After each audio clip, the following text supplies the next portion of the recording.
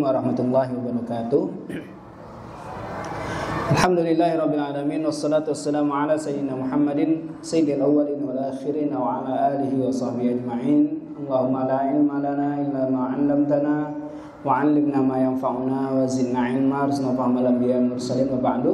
Yang sama-sama kita banggakan seluruh pengurus Sekolah Islam Yayasan Amir As-Siddiqi, ada Ustazah Yemi, ada Ustazah Rahmi. Juga yang saya banggakan seluruh Dewan Ustadz dan Ustazah Sekolah Islam Terpadu As-Siddiqi, juga bapak-bapak, ibu-ibu sekalian yang dimuliakan Allah Subhanahu wa taala. Alhamdulillah, segala puji bagi Allah atas segala nikmatnya pada kita semua. Semoga nikmat itu bisa membawa kita kepada surganya Allah Subhanahu wa taala. Karena sejatinya semua nikmat yang tidak membawa seseorang pada Allah Subhanahu wa taala sejatinya bukan nikmat. Sejatinya itu musibah. Oleh karena itu para ulama menyebutkan dosa yang menghasilkan penyesalan itu jauh lebih baik daripada amal ibadah yang melahirkan kesombongan. Karena iblis sombong dengan amal ibadahnya hingga ia tersesat dan masuk ke dalam neraka. Sementara Nabi Adam alaihissalam ketika melakukan salah dan dosa, dia melakukan penyesalan yang luar biasa hingga penyesalannya pun diabadikan di dalam Al-Quran. Yang disebutkan Al-Quran terkait dengan doa beliau, Rabbana zulamna anfusana wa illam taghfir lana wa tarhamna lanakunanna minal khasirin. Bahkan iblis pun sempat menyesal kenapa menyesatkan Nabi Adam alaihissalam. Oleh karena itu Bapak Ibu sekalian, mari kita cek nikmat yang ada pada kita, apakah bisa menghantarkan kita ke surga atau sebaliknya.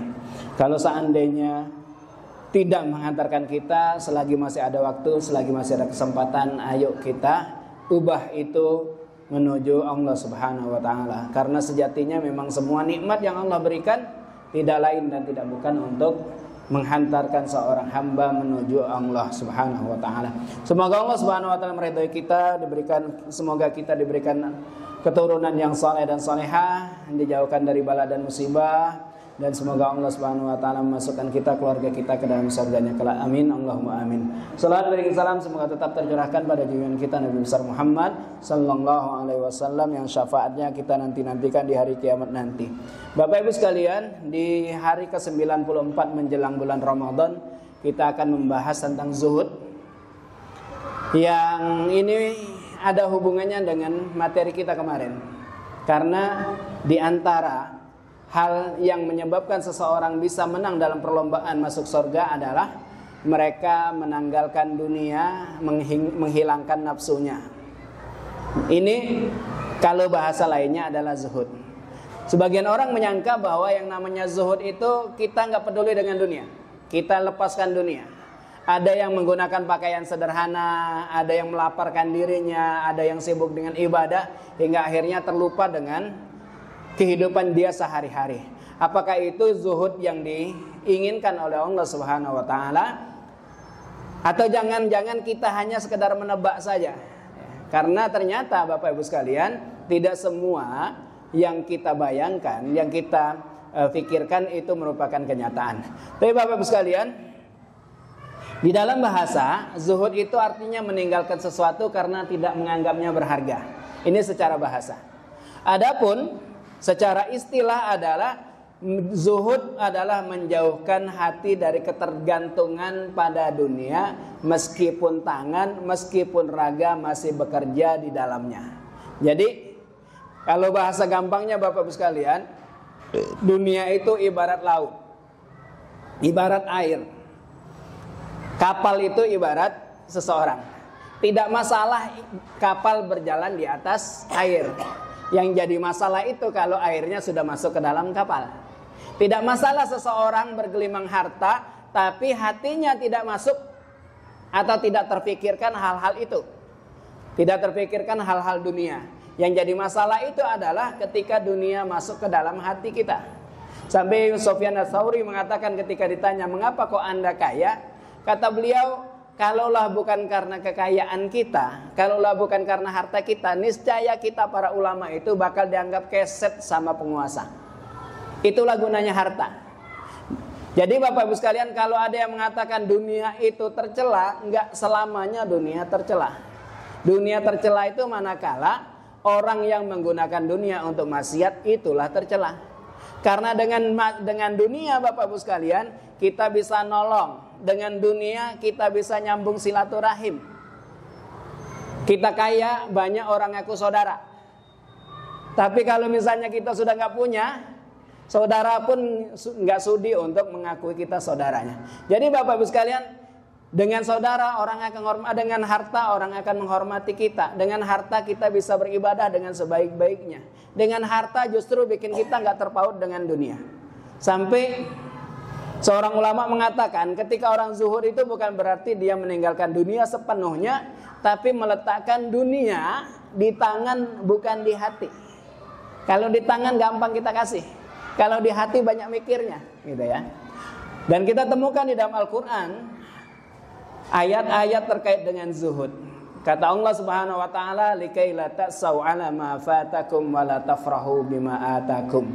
Tujuan zuhud itu agar kalian tidak berduka terhadap apa yang luput dari kamu, dan supaya kamu jangan terlalu gembira atas apa yang diberikannya kepadamu. Di ayat yang lain Allah Subhanahu wa taala menyebutkan, bal tu'sirunal hayatad dunya wal akhiratu khairu wa abqa. Tapi kamu orang kafir memilih kehidupan dunia, padahal kehidupan akhirat itu jauh lebih baik dan lebih kekal dibandingkan kehidupan dunia. Ini Bapak Ibu sekalian, ayat-ayat Al-Quran terkait dengan zuhud. Adapun hadisnya, kita temukan Rasulullah SAW bersabda, saat seseorang datang kepada Nabi SAW dan dia berkata, ya Rasulullah, dullani ala amalin idza amiltuhu ahabbani Allah wa habbani an-nas. Tunjukkan aku satu perkara, jika aku melakukan itu, Allah akan mencintaiku dan manusia pun juga mencintaiku. Rasul kemudian menjawab, izhad fid dunya yuhibbakallah, wazhad fi ma indan nas yuhibbakan nas.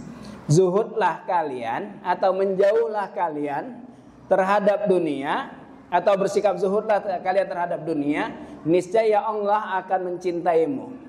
Dan zuhudlah kamu terhadap apa yang ada pada manusia, niscaya mereka akan mencintaimu. Maksudnya kalau mencapai zuhud pada Allah itu Bapak Ibu sekalian adalah, zuhud terhadap dunia adalah kita nggak terlalu mikirin dunia ya.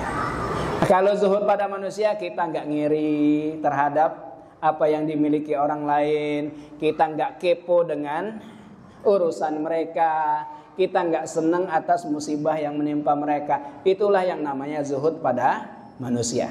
Kalau kita melakukan hal itu Bapak Ibu sekalian, manusia pun akan mencintai kita. Tapi Bapak Ibu sekalian, ini hadisnya. Adapun ulama menyebutkan, kata Imam Ghazali, zuhud itu adalah kondisi batin. Ingat Bapak Ibu sekalian, bukan tampilan. Ya. Ada seseorang yang bersama Imam Sufyan Ats-Tsauri pakai pakaian buruk, baju compang-camping. Ketika ditanya, kenapa kamu pakai baju ini? Kata beliau, karena saya pengen berusaha zuhud. Kata Imam Sufyan Ats-Tsauri, bukan ini zuhud. Kalau seandainya justru kamu punya harta banyak tapi kamu pakai baju seperti ini, kamu itu menghina Tuhan. Allah sudah ngasih kamu banyak, tapi kamu tidak menggunakan itu dengan sebaik-baiknya. Bahkan manusia akan menyangka kamu berkebutuhan hingga akhirnya mereka menggugat Tuhan. Kok orang yang rajin kerja, kok orang rajin ibadah, rezekinya seret. Jadi akhirnya Bapak Ibu sekalian, orang-orang akan buruk sangka pada Allah Subhanahu wa taala. Padahal Bapak Ibu sekalian, kata Imam Ghazali, zuhud itu kondisi batin yang tidak tercemar oleh ambisi harta duniawi. Zuhud itu adalah meninggalkan sesuatu yang tidak bermanfaat bagi akhirat. Jadi apapun yang tidak bermanfaat untuk akhirat tidak dikerjakan, itulah zuhud. Imam Ibnu Qayyim al-Jauziyah mengatakan bahwa orang yang mencintai dunia atau tidak zuhud tidak akan lepas dari 3 macam penderitaan. Yang pertama, kekalutan pikiran. Orang yang mencintai dunia itu kan sibuknya mikir gitu kan. Besok kerjain apa? Besok dapat berapa? Besok kira-kira rugi apa enggak? Yang kedua Bapak Ibu sekalian, keletihan yang berkelanjutan. Cari sana, cari sini. Jalan ke sana, jalan ke sini. Dan hingga akhirnya terjadilah apa? Siksaan yang berkelanjutan. Karena dia tidak menggunakan apa yang dimilikannya untuk ibadah pada Allah Subhanahu wa taala. Karena kita tahu bersama, harta itu hisabnya dua. Dari mana dia dapat dan untuk apa dia gunakan. Begitu juga Imam Sufyan Ats-Tsauri mengatakan, zuhud itu bukanlah makan makanan kasar dan memakai pakaian kasar, tapi sejatinya zuhud adalah ketika dunia ada di tanganmu, bukan di hatimu. Dan kamu tidak peduli apakah dunia datang atau pergi. Kalau bahasa gampangnya Bapak Ibu sekalian, datang nggak terlalu senang, pergi nggak terlalu sedih. Kalau bahasanya A'agim itu, orang zuhud itu kayak tukang parkir. Punya mobil banyak, punya motor banyak, ngerasa itu semua titipan.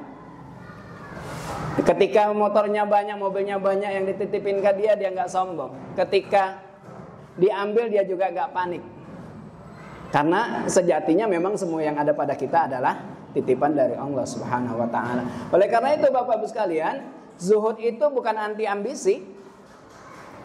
Kita mau berambisi tinggi silakan, tapi jangan sampai kemudian ambisi ini mengalahkan akhirat kita. Karena ambisi yang kuat itu bisa bernilai ibadah jika diarahkan ke jalan yang benar. Contoh misalnya Bapak Ibu sekalian, Umar bin Abdul Aziz itu ambisinya luar biasa, pengen jadi gubernur Mekah. Biar apa? Biar bisa memberikan keadilan untuk masyarakat. Ketika beliau sudah jadi gubernur Mekah, beliau berambisi lagi, pengen jadi khalifah. Dan terjadi. Begitu beliau jadi khalifah Bapak Ibu sekalian, 3 tahun 2 bulan beliau jadi khalifah. Jadi itu bedanya itu 1/10. Bergampang hitungnya Bapak Ibu sekalian, pemerintahan Umar bin Abdul Aziz itu 1/10 pemerintahan Soeharto. Di 1/10 saja, di zaman Umar bin Abdul Aziz tidak ada orang yang mau nerima zakat. Nggak ada orang yang merasa miskin. Orang itu kalau mau bayar zakat itu keliling kampung nggak menemukan orang yang mampu, yang mau nerima. Hingga akhirnya Baitul Mal penuh. Sampai gubernurnya ngirim surat kepada Umar bin Abdul Aziz. Wahai Umar, harta kita udah kepenuhan ini, nggak ada tempat lagi. Kata Umar bin Abdul Aziz, cari orang yang berhutang, bayarin hutangnya. Begitu sudah dibayarin semua, hartanya masih banyak, lapor lagi. Wahai Khalifah, perbendaharaan masih banyak nih, orang udah nggak ada lagi yang punya hutang. Kata beliau, Pak, cari para bujang, para gadis yang mau nikah, nikahkan. Biaya maharnya, biaya nikahnya dibiayai oleh negara. Sampai segitunya Bapak Ibu sekalian, 3,2 tahun saja pemerintahan dari Umar bin Abdul Aziz. Jadi ini kalau ambisinya benar, bagus. Kalau ambisinya tujuannya untuk ibadah, untuk akhirat, silakan, tidak masalah. Ustaz, saya pengen kaya Ustaz, biar apa? Biar saya bisa bangun. Saya pernah dapat cerita dari kawan saya. Kawan saya tuh punya kawan, itu ambisinya apa? Pengen bangun 100 masjid di Indonesia. Bisa kebayang itu berapa duitnya. Tapi ya kerjanya untuk hal tersebut ya nggak masalah gitu Bapak Ibu sekalian. Yang dilarang itu adalah ketika ambisinya dunia yang merupakan akhirat. Pokoknya yang penting ibadah. Bahkan Umar bin Khattab itu pernah melihat seseorang yang ibadah terus di masjid. Akhirnya ditanya siapa dia. Kata orang-orang sekitarnya, itu saudara kami, dia zuhud, dia pengen menjauhkan diri dari dunia, dia fokus dirinya untuk ibadah. Kata Umar, lah siapa yang ngasih makan dia? Kata saudara-saudaranya, ya kami yang kerja ini, yang nopang, kami ngasih makan dia. Kalau bajunya sudah mulai lusuh, kami beliin baju untuk dia. Apa kata Umar bin Khattab radhiyallahu an? Yang zuhud sebenarnya adalah kalian, bukan dia. Jadi Bapak Ibu sekalian, sejatinya zuhud itu bukan malas, tapi sejatinya adalah mensucikan niat dalam berusaha. Jadi kalau punya ambisi dunia, Bapak Ibu sekalian, saya harus kaya Ustadz, biar tidak ada lagi anak-anak miskin, tidak ada anak yang gak sekolah sekitar saya. Bagus. Itu ya Bapak Ibu sekalian. Ini Bapak Ibu sekalian zuhud. Dan kita bisa temukan Bapak Ibu sekalian kisah orang-orang kaya nan zuhud di dalam lintasan sejarah. Kita bisa temukan dalam kitab yang dikarang oleh Al-Mas'udi. Ternyata sahabat Nabi itu banyak yang kaya. Ini saya ambil beberapa saja Bapak Ibu sekalian. Ada yang punya emas 1 ton. Karena saya khawatir ibu kaget, makanya saya nggak tulis. Ini saya ambil yang pertengahan saja. Zubair bin Awam itu meninggalkan 59.800.000 dirham. 1 dirham itu 70.000. 1 dirham 70.000. Saya hitung-hitung kalau 1 dirhamnya 50.000 saja Bapak Ibu sekalian, ini 2, sekian triliun. Itu baru dinarnya, dirhamnya saja. Belum dinarnya, belum budaknya, belum kudanya, belum rumahnya. Belum tanah dan perkebunan. Ini Zubair bin Awam. Yang kedua Bapak sekalian, ini Abdurrahman ada 2 kali saya sampaikan. Abdurrahman bin Auf itu sebelum meninggal pernah sedekah kepada 100 ahli Badar yang masih hidup. Masing-masing mereka dapat 400 dinar. 1 dinar itu 4,25 gram emas. Jadi berapa kilo nih? 1,6 kilo 1 orang. Kali 100. Kali 2 juta per gramnya. Berapa triliun? Ya, kita saja dengar Raisa dikasih mahar setengah kilo aja udah kaget gitu kan. Ini sedekahnya untuk 100 orang yang masing-masing 400 dinar. Ada Tolha bin Ubaidillah, penghasilannya sehari 1.000 dinar. Berarti 4,25 kilogram emas setiap hari. Itu penghasilan Tolha bin Ubaidillah. Ya. Dia punya passive income. Ya, kerjaannya dia passive income. Dia punya tanah dari rampasan perang, dari ghanimah yang kemudian dikembangkan, beli tanah, beli kebun korma dan lain sebagainya ya. Mungkin kalau ini juragan sawit kali ya. Kalau di zaman kita sekarang. Ini setiap hari Bapak Ibu sekalian 4,25 kilogram emas penghasilannya sehari. Utsman bin Affan itu kekayaannya sekitar 200.000 dinar. Ini salah, kurang 0, 200.000 tuh. Dan sebuah kuda dan onta. Abdurrahman bin Auf itu 1/4 harta warisannya itu 84.000 dinar. Kali tadi 4,25 gram emas. Bahkan dalam riwayat yang lain beliau itu punya emas, peninggalan beliau itu punya emas. Ini baru 1/4-nya Bapak Ibu sekalian, ya. Kali 4 jadi 84.000 dinar itu kali 4 kali 4,25 kali 2 juta. Nah, itu baru harga harta yang berbentuk dinar. Belum yang lainnya. Dalam riwayat disebutkan bahwa beliau itu meninggalkan emas, saking besar balokan emasnya. Bukan batangan, balokan emas untuk membaginya. Anak-anaknya itu pakai kampak untuk membelahnya. Saking besarnya. Ini sahabat Bapak Ibu sekalian. Dan sebagai gambaran 6 dari 10 sahabat yang dijamin masuk surga adalah orang kaya ya. Ada juga Bapak Ibu sekalian kisah Imam Abu Hasan Asy-Syadzili. Beliau itu pendiri Tariqat Syadziliyah. Beliau orang Maroko. Jadi satu hari Bapak Ibu sekalian, ada seorang muridnya Imam Syadzili ngomong ke muridnya, murid ya, kamu datanglah ke Imam Asy-Syadzili. Beliau itu seorang zuhud, minta nasihat ke dia. Akhirnya apa Bapak Ibu sekalian, pergilah dia ke sana. Ternyata Bapak Ibu sekalian, Imam Syazili itu rumahnya bagus, bajunya bagus, kendaraannya bagus. Akhirnya apa Bapak Ibu sekalian, dia dijamu, dikasih nasihat. Begitu dia mau pulang, orang murid Imam Syazili ini ngomong, wahai guru, adakah nasihat untuk muridmu? Apa kata beliau? Tolong bilangin ke murid saya, jangan terlalu mikirin dunia. Begitu mendengar itu kagetlah muridnya. Ini yang mikirin dunia siapa gitu kan? Padahal murid beliau itu hidupnya bersahaja, bajunya juga bersahaja, rumahnya juga biasa saja. Akhirnya pulanglah Bapak Ibu sekalian. Begitu pulang dibawain oleh-oleh itu kan, dicerita gitu kan, hingga akhirnya sang murid Imam Syazili nanya, adakah nasihat yang guruku kirim untukku? Kata murid Imam Syazili, ada. Tapi saya agak janggal gitu loh. Kok nasihatnya kayaknya lebih cocok untuk dia. Apa nasihatnya kata beliau?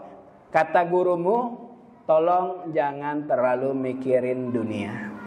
Begitu mendengar itu Bapak Ibu sekalian, muridnya Imam Syazili itu langsung menunduk yang cukup lama. Ketika sudah lama dia mikir Bapak Ibu sekalian, dia mengatakan guru saya benar. Beberapa hari yang lalu saya kehilangan sendal. Sampai sekarang masih kepikiran. Jadi ini Bapak Ibu sekalian, emang sebetulnya zuhud itu emangnya yang sudah pasif income itu Bapak Ibu sekalian ya. Dalam kesempatan yang lain Bapak Ibu sekalian, Imam Syazili itu pernah ditegur saat lagi naik kereta, itu kan pernah ditegur oleh kawannya yang zuhud, yang pakai baju biasa-biasa saja.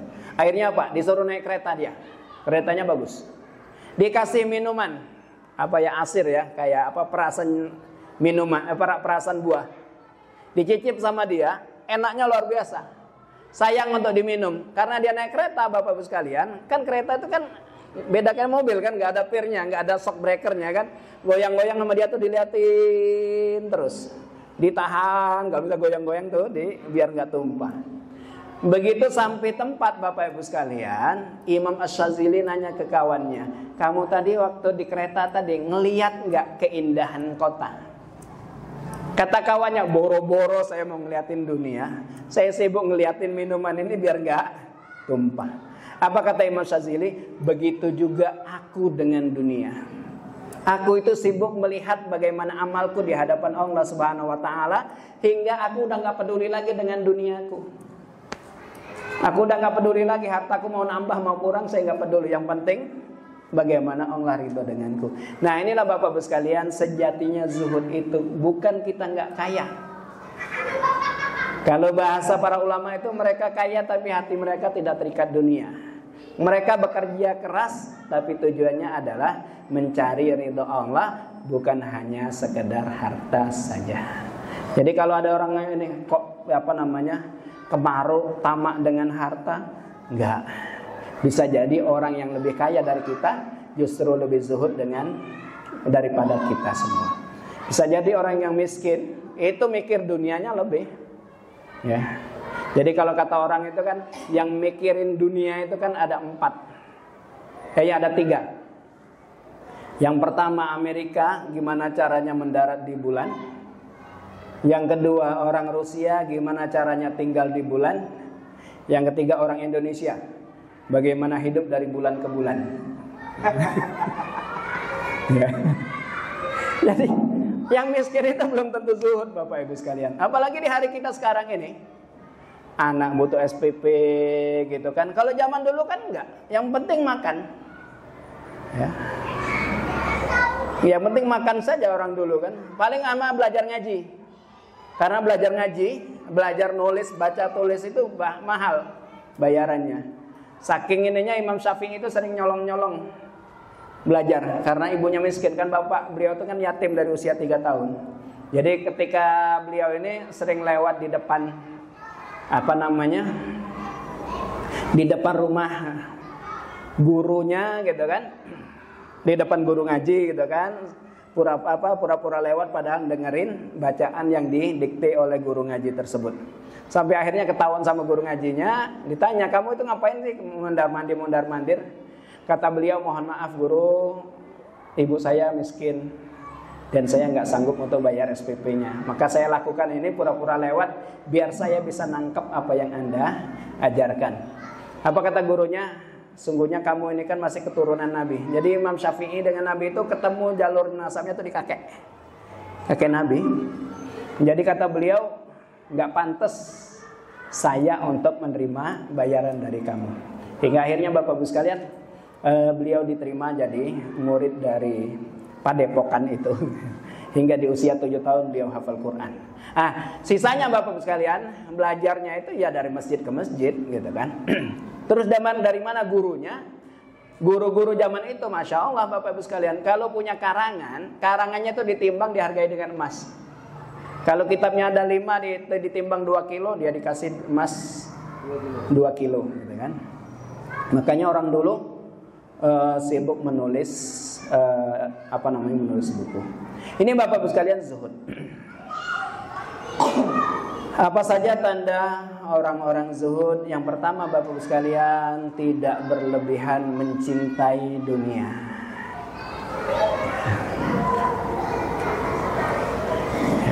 Jadi mereka hidup di dunia tapi ya nggak terlalu cinta, karena memang sejatinya dunia ini Bapak Ibu sekalian ya kayak gitu.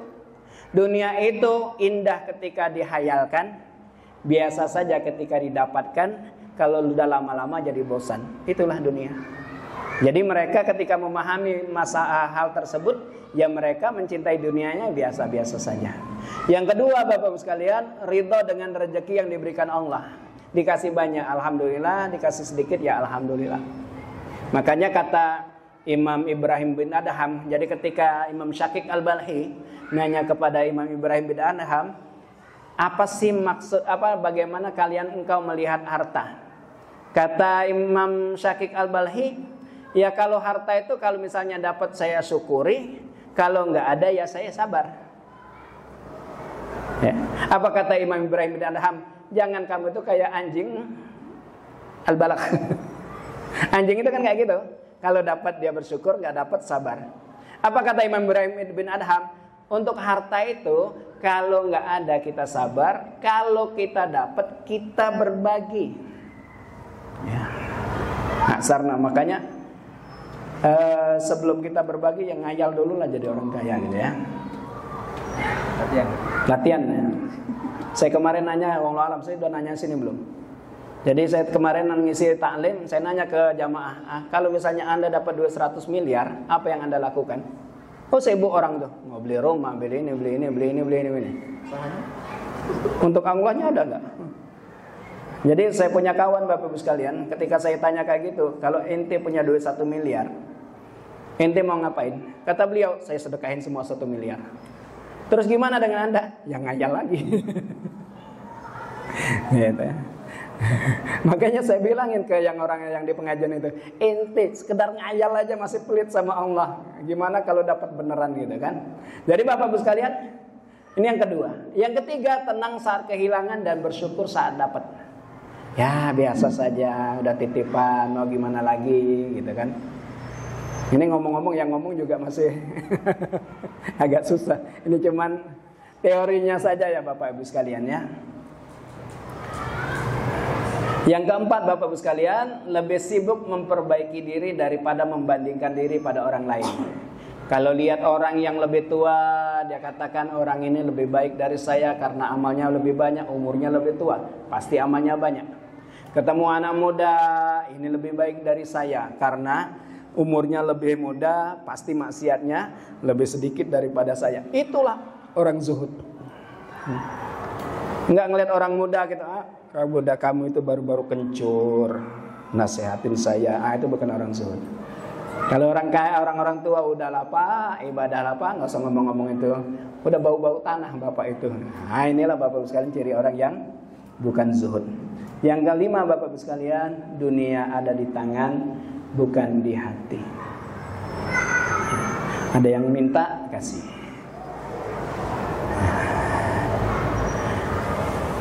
Ini Bapak Ibu sekalian, prinsip-prinsip zuhud di tengah ambisi untuk kita saat ini. Apa kok kita nggak dikasih kaya sama Allah Subhanahu Wa Taala? Karena dari awal kita niatnya udah salah.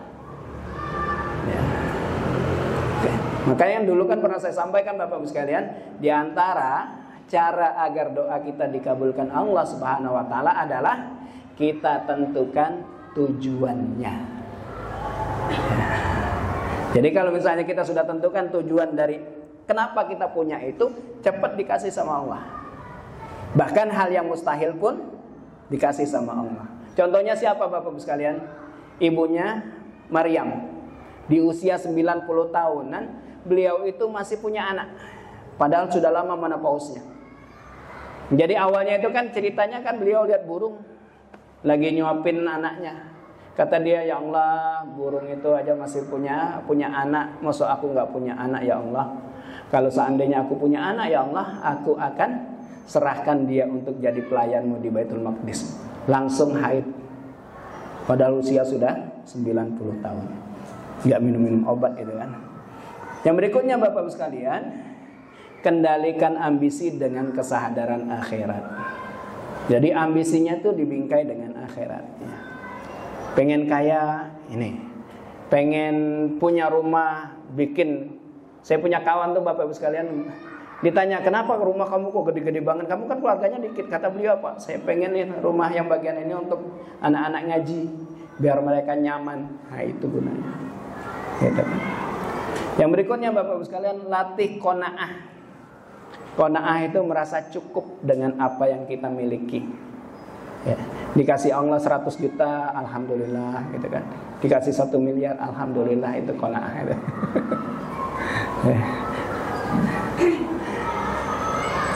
Ya jangan sampai kita kemudian ya Bapak sekalian ya, kan lebih baik dapat 100 juta kan daripada 50 ribu kita merutuk gitu kan.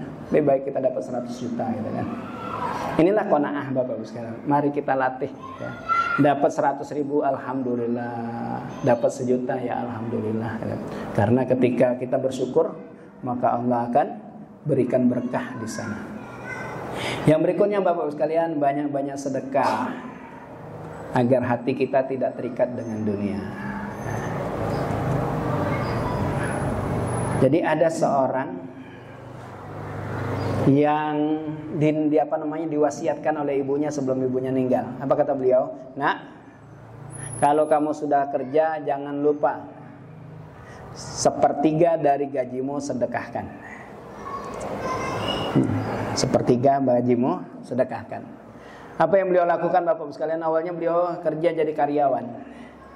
Ternyata nggak sedekah aja kurang. Boro-boro mau sedekah. Tapi Bapak Ibu sekalian, karena dia anak yang berbakti pada orang tua, nasihat ibunya dilaksanakan. Sedekah dia, tiap kali gajian sedekah 1/3. Di akhir bulan dia mulai nombok nih. Lama-lama dia mikir, kalau saya kayak gini terus nggak cukup. Akhirnya apa? Dia putuskan untuk berinovasi. Hingga akhirnya Bapak Ibu sekalian, apa yang beliau lakukan? Beliau berambisi untuk punya gaji besar, biar kalau sedekah 1/3 dia nggak ngenes. Hingga akhirnya apa? Dia berambisi cari kerjaan, akhirnya apa? Dia jadi pengusaha, hingga akhirnya dia tetap bersedekah 1/3 dan dia juga tetap kaya. Jadi Bapak Ibu sekalian, perbanyaklah sedekah. Kalaupun seandainya kita nggak bisa sedekah, Bapak Ibu sekalian, ajak orang lain untuk sedekah. Nah itulah rahasia dari surat Al-Ma'un. Allah berfirman, apa? Al-walladzina ara'aital ladzi yukadzibu biddin fadzalikal ladzi yad'ul yatim, apa? Wala yahuddu ala ta'amil miskin. Kata Al-Quran apa? Kalau sekalian itu nggak bisa ngasih, ya minimal jadi agen kebaikan untuk orang miskin. Anda nggak bisa ngasih, tapi kan Anda bisa ngumpulin untuk orang miskin. Kalau ngumpulin saja Anda nggak bisa, ya sudah, jadi pendusta agama. Apa dampaknya Bapak Ibu sekalian? Dampak dari zuhud yang pertama adalah hati jadi tenang dan bebas dari iri. Gitu ya. Ada harta, alhamdulillah. Gak ada harta, alhamdulillah. Ada tetangga punya mobil bagus, alhamdulillah. Gitu. Gak ada ngiri-ngirinya. Karena sejatinya orang yang iri itu adalah orang yang tidak menerima rezeki yang sudah ditetapkan oleh Allah Subhanahu wa taala. Yang kedua, Bapak sekalian, menghindari kerusakan agama akibat cinta dunia. Betapa banyak orang hari ini, Bapak sekalian, bahkan sebagian ustadz pun itu kan menggadaikan dunianya hanya karena harta, gitu kan. Maka ketika seorang sudah zuhud, ya aman saja. Saya sering, Bapak sekalian, mohon maaf nih, sering saya temukan itu ustadz-ustadz ngomong, saya itu kalau misalnya ceramah, saya nggak peduli dengan amplopnya, isinya yang saya pikirkan. Ini kan menggadaikan dunia, ya kan. Yang berikutnya, Bapak sekalian, nggak mudah stres karena urusan dunia, gitu kan. Orang zuhud itu yakin Allah itu pasti ngasih, gitu. Nggak terlalu mikirin, besok anak saya nanti kuliahnya di mana, bayar SPP-nya kemana.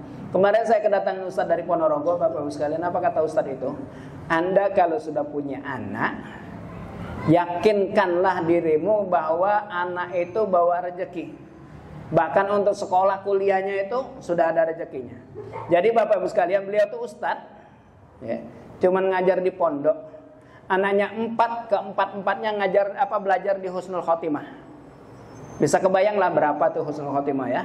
Minimal lah 182 juta lah di Kuningan satu orang. Ini anaknya 4. Dia hanya guru pesantren yang gajinya lillahi ta'ala, gitu kan. Jadi diantaranya Bapak Ibu sekalian, kata beliau, pas satu hari saya zaman itu Husnul tuh SPP-nya 1 juta. Zaman 2000. Ini anaknya sekolah ini, anak keduanya sekarang udah ngambil doktor nih di Ibnu Khaldun. Waktu di HK Husnul Khotimah itu SPP-nya berapa tahun yang lalu tuh ya. Nah, itu sudah 1 juta. Gaji dia cuma berapa gitu kan. Apa kata beliau, Bapak sekalian? Ada yang datang dari Jakarta ke Ponorogo, minta tolong beliau. Sama beliau dianterin tuh dengan ikhlas. Yes, pokoknya nolong orang ya, dianterin. Begitu dianterin ke daerah itu, Bapak sekalian, ternyata orang itu beli tanah, gitu kan. Begitu sudah beli tanah, putus kontak. Hingga akhirnya satu saat ketemu lagi dengan ustadz nyambung lagi dengan ustadz itu. Cerita-cerita, kata beliau, anak berapa Pak Yai? Kata beliau, anak saya 4. Sekolah di mana? Sekolah di Husnul. 4-4-nya sekolah di Husnul, iya. Oke Pak Yai, saya ngambil nomor 2. Saya biayain dia 1 juta tiap bulan. Padahal kenalnya cuman sekilas saja. Akhirnya apa Bapak sekalian? Dibayarin tuh sampai orang itu meninggal. Ya, untuk Husnul Khotimah. Dan beliau juga untuk sekolah anaknya itu dari padi di sawahnya, gitu kan. Jadi nggak mudah stres. Makanya saya tertarik dengan ucapan Ustadz Yusuf Mansur, gitu kan, ketika anak sudah mulai mau kuliah, mau sekolah, ketika sudah mulai bingung dengan SPP, dengan duitnya, gelar sejadah, adukan sama Allah. Habis sholat sunnah atau sholat apa, berdoa, ya Allah, Engkau sekarang titipkan amanah untukku. Ya Allah, sekarang aku pengen menjalankan amanahmu dengan baik. Ya Allah, kasih rezeki dia. Oh, itu Bapak Ibu sekalian, lancar tuh duitnya. Jangan kita mikirnya apa ya, sudah mau tanggal 1 pula ini, dari manalah duitnya. Itu tadi yang bikin pala pening. Duitnya juga nggak datang, karena kita mikirin yang bukan domain kita. Yang keempat, Bapak Ibu sekalian, lebih mudah bersyukur dan berbuat ikhlas. Karena memang dia nggak mikirin dunia. Ada syukur, nggak ada syukur, gitu kan. Beli mobil, alhamdulillah. Nggak punya mobil, ya jalan kaki masih nyampe juga, gitu kan. Sampai ada seorang ustadz itu pernah bercerita, dia punya tetangga nggak punya mobil, tapi mobilnya gonta-ganti. Nggak punya mobil, tapi mobilnya gonta-ganti. Gimana ceritanya Bapak Ibu sekalian? Beliau tuh kebetulan tinggal di komplek orang kaya. Ketika orang-orang tahu kalau dia tuh banyak, ini orang Jawa, orang Jogja, apa orang Solo. Ketika orang-orang komplek itu tahu kalau dia itu rajin dakwah di daerah lereng Gunung Merapi, gitu ya. Gunung Merapi Merbabu ya Pak ya. Itu Bapak Ibu sekalian, tetangganya pada nawarin mobil. Pak Ustadz, pakai mobil saya Pak Ustadz. Saya juga pengen dapat pahala dakwah. Jenengan pakai mobil. saya. Terus tanya, loh Bapak nanti ke kantornya gimana? Ah gampang, mobil online banyak. Akhirnya apa? Pakai. Begitu dia balik Bapak Ibu sekalian, ketemu tetangga yang lain, tetangganya itu ngomong, Pak Ustadz besok kalau mau berangkat pakai mobil saya juga. Masuk pakai mobil dia. Mobil saya juga pakai Ustadz. Jadi Bapak Ibu sekalian, sekomplek itu Bapak Ibu sekalian, sibuk nawarin dia. Jadi sama dia digilir. Padahal beliau nggak punya mobil. Jadi seperti itulah Bapak Ibu sekalian. Ya, kalau misalnya kita nggak peduli dengan dunia, justru dunia sibuk ngejarin kita. Yang terakhir Bapak Ibu sekalian, mendapatkan cinta Allah dan manusia. Intinya Bapak Ibu sekalian, dari materi ini, hari ini saya rangkumin Bapak Ibu sekalian. Zuhud itu tidak berarti meninggalkan dunia. Ya, yang namanya zuhud itu membebaskan diri kita dari ketergantungan dunia. Yang kedua Bapak Ibu sekalian, ambisi itu diperbolehkan jika niatnya lurus dan tidak melupakan akhirat.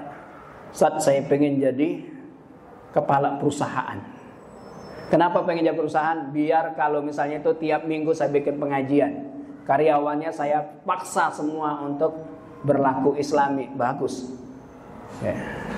Tapi saya nggak mau nyuruh karyawan saya pakai jilbab, Ustaz ya.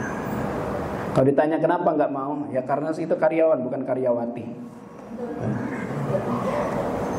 Yang ketiga Bapak Ibu sekalian, ternyata sahabat itu juga kaya tapi zuhud ya. Infaknya luar biasa, mereka nggak peduli gitu kan. Yang berikutnya Bapak Ibu sekalian, tanda orang zuhud itu adalah tenang, qanaah. Qanaah itu nerimo ing pandum kalau bahasa. Apa Pak? Menerima apa yang diberikan Allah Subhanahu wa taala dan tidak berlebihan dalam menggunakan dunia. Dan yang terakhir Bapak Ibu sekalian, kunci dari semua itu adalah niat, kendalikan diri dan keseimbangan dunia dan akhirat. Mobil bagus gak masalah ya, baju bagus yang harganya jutaan gak masalah, tapi jangan sampai kita sibuk mikirin itu kalau hilang ya. Dan ini Bapak Ibu sekalian, doa yang sering dibacakan oleh para ulama terdahulu. Ya Allah, jadikan kami zuhud terhadap dunia, luaskanlah rezeki kami, dan janganlah engkau menjauhkan dunia dari kami, lalu engkau membuat kami cinta kepada dunia. Ada doa Arabnya itu, Allahumma aghnini biftiqari ilaik. Ya Allah, kayakan kami dan kami masih ngerasa butuh padamu. Wala tufakkirni bistighnai anka. Tapi jangan miskinkan kami sementara kami gak ngerasa butuh kepadamu. Wallahu a'lam bishawab. Bapak Ibu sekalian, semoga Allah meridhoi kita semua dan menjadikan kita tidak terlalu tidak tamak terhadap dunia, dan semoga senantiasa kita dibimbing Allah dalam kehidupan ini. Wallahu a'lam bishawab. 50 menit kurang sedikit saya sudah ngomong. Saya kembalikan mikrofon ke Ustaz Syahid. Silakan Ustaz. Alhamdulillah, luar biasa materi kita pada hari ini ya. Bagaimana kita bisa meneladani sifat zuhud ini ya. Akan tetapi kewalahan sana sifat dunia ya. Tidak melupakan kehidupan kita di dunia ini. Artinya segala sesuatu yang ada di dunia ini kita gunakan hanya untuk beribadah kepada Allah Subhanahu wa taala. Khair Ayah Bunda, Ustaz dan Ustazah, tentunya ada pertanyaan yang pastinya akan ditanyakan.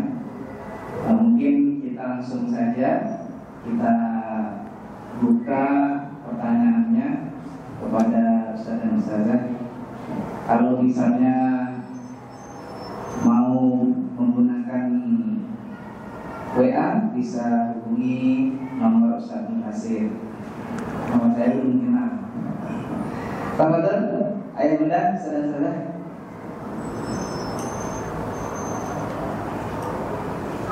Kalau belum ada, saya bacakan yang dari WA. Siap. Assalamualaikum. Jadi pertanyaannya, Ustaz, tolong siap. Lanjutkan. Dengan banyak sekali pertimbangan, kami akhirnya setahun ini LDM, long distance LDR. ya, Sumatera Pulau Jawa, ketemu dengan jadwal 3 bulan sekali. Selama LDM saya merasakan bahagia karena bisa semakin dekat dengan Allah, bisa tahajud tiap hari, tiap malam maksudnya, bisa sangat khusyuk ketika sholat dan meningkatkan spiritual lainnya.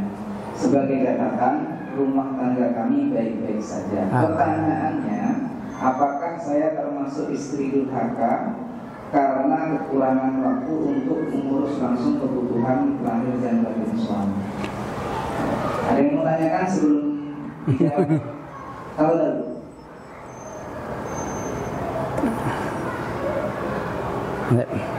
Ya Bu. Waalaikumsalam warahmatullahi.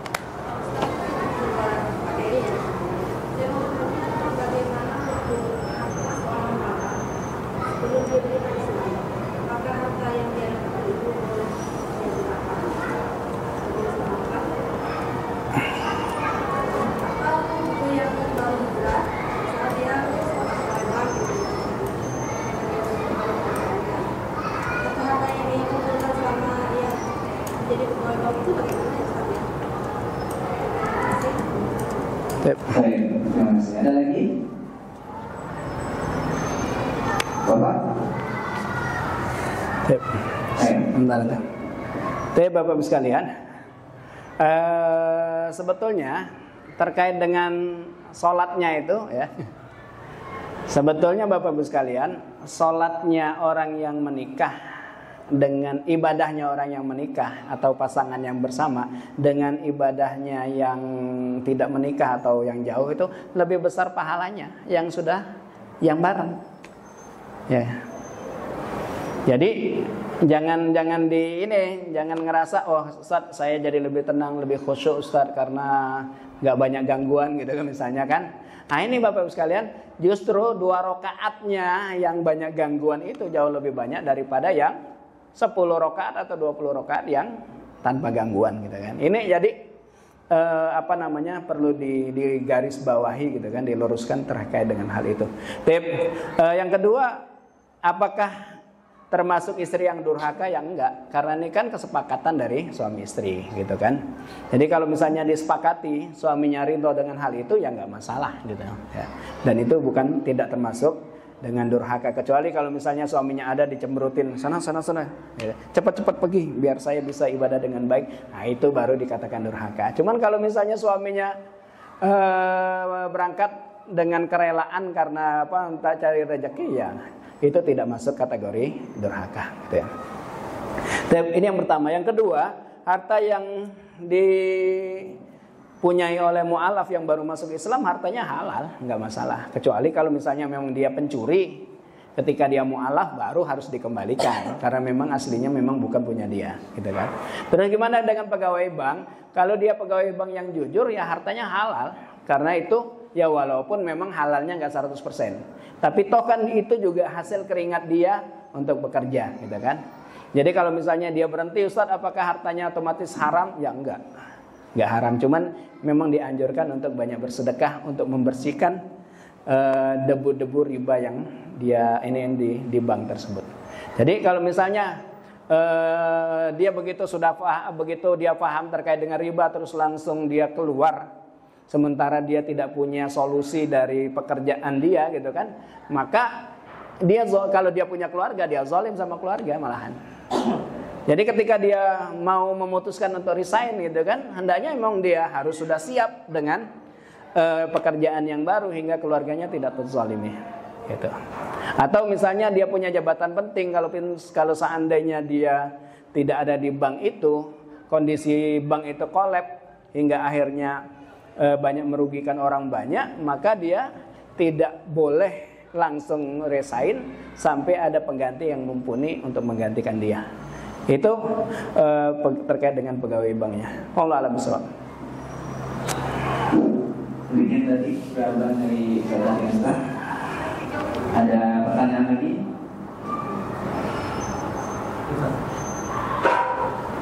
Apa dulu?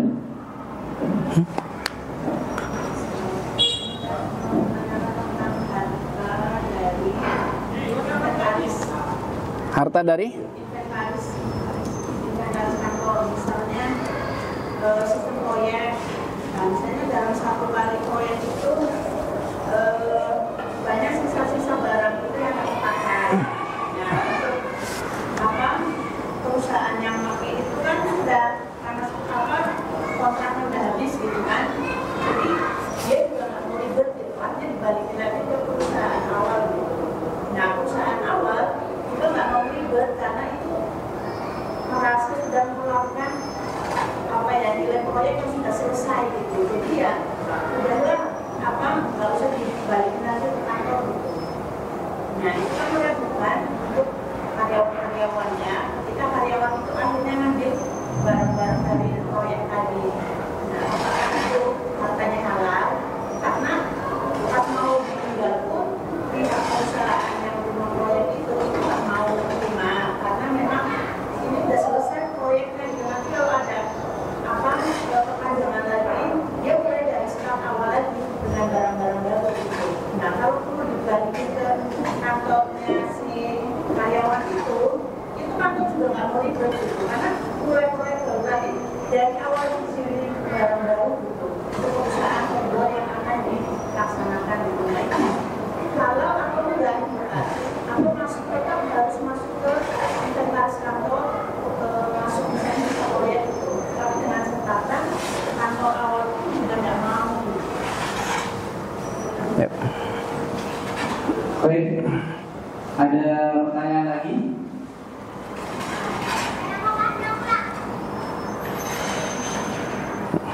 Saudara? Jawab dulu, Ustaz. Oke, Bapak-Ibu sekalian, ini masuk barang syubhat. Kalau bahasa hadisnya itu kan innal halala bayyinun wa innal harama bayyinun. Ya. Wa bainahuma amrun mustabihat la ya'lamuhunna katsirun minan nas. Jadi halal itu jelas, yang haram juga jelas. Nah, di antara dua itu ada yang namanya samar-samar, yang enggak diketahui oleh banyak manusia. Dari sisi fikih, Bapak Ibu sekalian, jadi syubhat itu bukan masalah fikih, ya. Syubhat itu masalah hati. Ya. Jadi dari sisi fikihnya itu sudah sampah, ya, sudah dianggap sampah, walaupun ada nilai, tapi itu kan udah nggak ada lagi yang mau nerima, ya. Karena memang kan kalau mau dijual juga susah juga. Misal kayak untuk bikin hotel. Hotel itu kan untuk misalnya beli tombol, stop kontak yang pakai kartu itu kan harusnya dilebihin memang. Karena kalau misalnya ada yang malfungsi kan masih ada serepnya gitu. Nah, biasanya yang lebih-lebih kayak gini nih yang akhirnya jadi barang yang dianggap sudah selesai. Jadi secara fikihnya itu sudah masuk barang sampah. Ya, barang sampah ya siapapun mau ngambil silakan. Itu dari fikihnya. Cuman kalau seandainya kok ada yang ngerasa wah ini kayaknya nggak benar nih, nah berarti itu barang syubhat. Untuk orang yang sudah ngerasa nggak benar kayaknya ini, ya lebih baik dia tidak ngambil barang tersebut. Ya. Kalau mau amannya ya itu tadi, misalnya semua nggak ini kita jual, duitnya kasih ke yatim piatu, udah aman. Ya. Cuman kalau misalnya mau ngambil, ya statusnya sudah jadi sampah. Oh, alam soal. Baik. Saudara, masih ada pertanyaan? Santasih.